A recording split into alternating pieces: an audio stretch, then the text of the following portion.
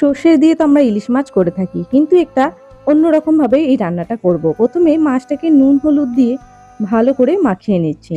আর এই রান্নাটা খুব সোজা। যারা মনে করে যে আমি রান্না পারি না, তারাও এই রান্নাটা অনায়াসে করতে পারে। তো এবার মাছগুলো নুন হলুদ মাখানো হয়ে গেল, কড়াইতে সর্ষে তেল দিয়ে দিলাম। তেল গরম হতেই মাছগুলো ছেড়ে দেব। মাছগুলো অল্প একটু ভেজে নিয়ে তুলে নেব।